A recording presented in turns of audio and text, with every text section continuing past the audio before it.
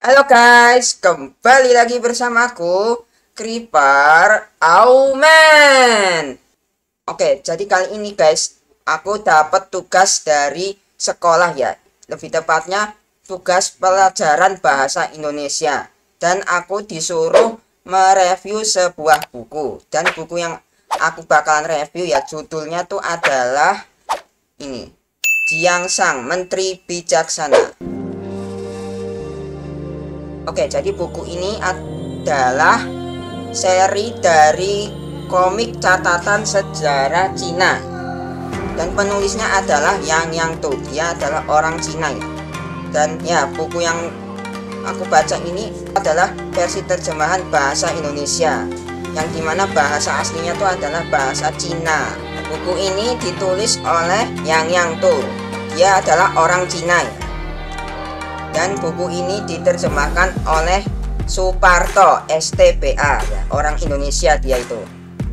Terus penerbit dari Cinanya itu adalah Haiyan Publisher ya. Dan untuk penerbit Indonesianya itu adalah Pustaka Internasional. Buku ini tuh adalah cetakan kelima atau seri kelima ya, yang diterbitkan pada tahun 2012. Dan buku ini yang versi terjemahannya diterbitkan tahun 2014. Oke, jadi buku ini itu terdiri dari 143 halaman. Jadi buku seri komik catatan sejarah Cina ini itu dibuat berdasarkan buku catatan sejarah ya. Jadi buku catatan sejarah itu adalah buku terlengkap pertama tentang sejarah peradaban Tiongkok selama 2000 tahun lebih ya. Jadi bukunya itu udah jadul banget ya, sejak zaman Kaisar, yang dimulai sejak zaman Kaisar Huang atau Kaisar Kuning sampai dinasti Si Han atau Han Barat ya. Jadi buku ini tuh dibuat berdasarkan buku yang sudah ada sejak zaman Kaisar Tiongkok kuno ya. Wah, jadi sudah lama sekali ya guys ya. Oke, jadi buku catatan sejarah itu berada dalam urutan pertama dari 24 buku sejarah Cina kuno ya. Buku catatan sejarah itu ditulis oleh penulis aslinya itu adalah Sima Qian ya. Jadi dia menulis buku yang menginspirasi buku ini gitu ya. Jadi Sima Qian itu adalah seorang sejarawan terkenal di dalam sejarah Tiongkok ya atau Cina. Sima Qian itu lahir pada tahun 145 sebelum Masehi ya. Udah lama banget ya guys ya, dia lahirnya sebelum Masehi loh. Wah, dia itu adalah sejarawan dari dinasti Han Barat. Dia menulis catatan sejarah agung, yaitu buku pertama dan yang paling terkenal yang dia tulis gitu ya. Buku catatan sejarah agung adalah karya tertua yang paling berpengaruh di Tiongkok. Sima Qian itu sangat dihormati sekali ya, karena keberaniannya menulis tentang kritik terhadap penguasa ya. Meskipun akibatnya dia itu dihukum secara brutal ya. Dia itu ya kasihan banget guys, dia itu menulis kritikan kepada penguasa zaman itu malah terus malah dibunuh secara brutal loh, kasihan banget. Padahal dia itu adalah orang yang dihormati loh. Wah, ternyata zaman dulu kayak gitu ya, orang yang paling dihormati aja bisa dijatuhi hukuman berat loh kalau sampai mengkritik pemerintah gitu ya. Jadi karyanya Sima Qian itu akhirnya mempengaruhi banyak sejarawan selanjutnya dan menjadi dasar penting dalam studi sejarah Tiongkok. Oke guys, jadi sekarang aku bakalan jelasin tentang sinopsis atau alur cerita dari buku ini ya, secara singkat aja ya.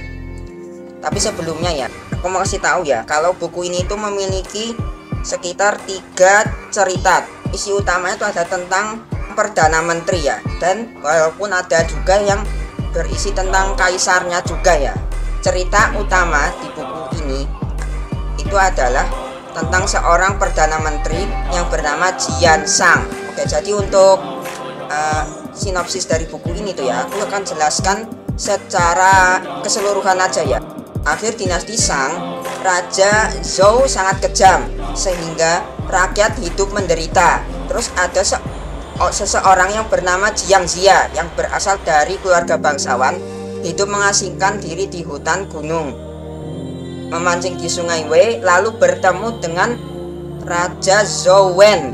Sejak saat itu, Jiang Xia yang sudah berusia 80 tahun memulai karirnya menjadi penasihat Raja Zhou Wen, dan Raja Wu memusnahkan dinasti Shang dan mendirikan dinasti Zhou.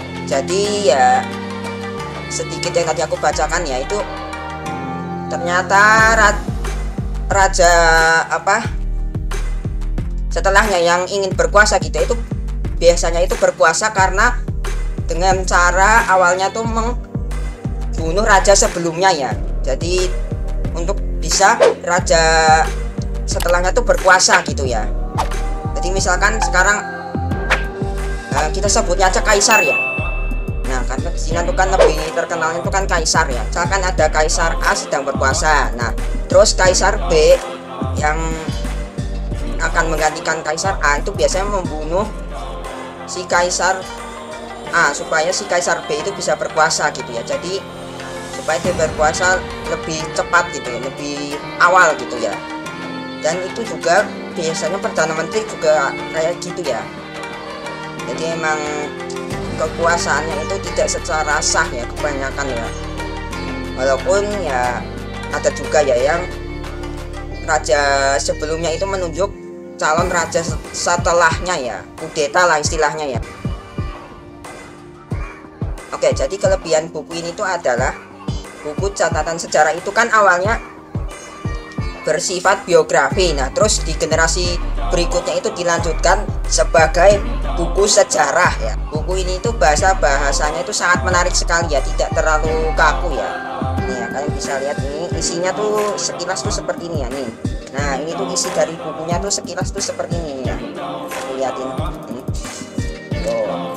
Nah, jadi ini dibuat menjadi komik seperti ini ya, yang awalnya cuman buku biografi terus menjadi buku sejarah yang bahasanya pasti sangat rumit sekali ya oleh generasi selanjutnya ya, atau oleh si Yang tuh ya sebagai penulis buku komik catatan sejarah Cina. Nah, itu ya. Nah, dia itu membuatnya menjadi komik yang sangat menarik sekali. Kadang tuh bahasanya juga dilebih-lebihkan gitu ya. Maksudnya kan buat ada humor-humornya, lucu-lucunya ya begitu ya. Jadi nggak kaku kayak buku aslinya yang menginspirasi buku ini gitu ya. Ini nggak kayak buku catatan sejarah alias buku asli yang menginspirasi buku ini gitu ya. Nah, terus buku ini itu juga dibuat secara detail ya. Jadi karakternya itu benar-benar ditulisin namanya secara lengkap gitu ya. Dan menurutku juga penggambaran karakternya tuh nggak terkesan kayak karikatur, jadi terkesan detail gitu ya, lebih bener-bener kayak aslinya gitu ya. Selain dari bahasanya tadi yang lucu dan menarik gitu ya.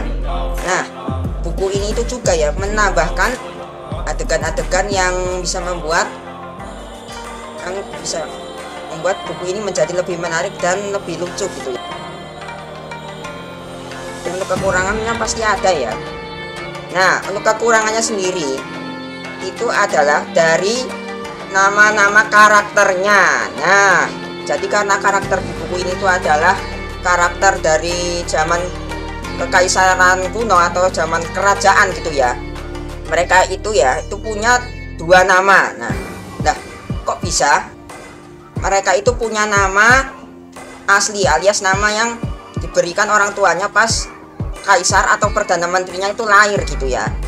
Lahir. Nah, terus pas si perdana menteri atau si kaisar tersebut sudah mendapatkan jabatannya, itu mereka ganti nama lagi gitu ya, menjadi nama pas mereka itu sudah menjabat. Contohnya itu ada Pangeran Jiang Xiaobai. Nah, dia itu pas lahir ya dikasih nama Jiang Xiaobai oleh orang tuanya ya. Kemudian setelah si Jiang Xiaobai itu menjadi seorang kaisar, nah dia itu berganti nama menjadi Qi Huanggong ya. Jadi biasanya tuh nama dari seorang kaisar itu nama depannya tuh adalah nama dari dinastinya ya, misalkan dinasti Qi atau dinasti Qin ya begitu.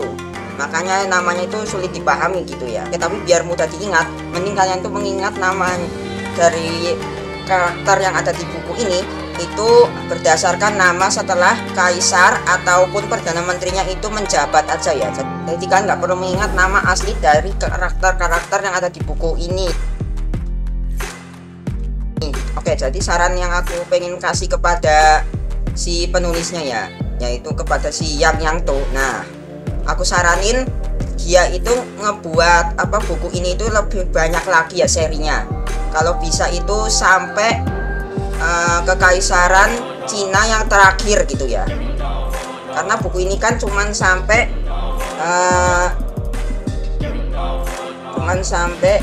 zaman dinasti Han. Nah, seperti itu guys. Apakah buku ini worth it untuk kalian miliki ya? Jawabannya sih worth it ya, karena buku ini itu adalah buku yang berisikan sejarah mas dengan komik ya, dengan bahasa yang lebih menarik gitu ya. Jadi anak-anak tuh bakalan tertarik dengan buku ini ya, walaupun mungkin mereka itu butuh waktu untuk memahami isi dari buku ini ya. Nah, bener-bener buku yang sangat worth it sekali ya. Oke ya, jadi untuk reviewnya ya cukup sampai di sini dulu ya. Oke, terima kasih sudah menonton ya. Jangan lupa like, share, dan subscribe ya. Semoga video ini bisa bermanfaat bagi kalian guys ya. Dan sampai ketemu di video selanjutnya guys. Bye bye.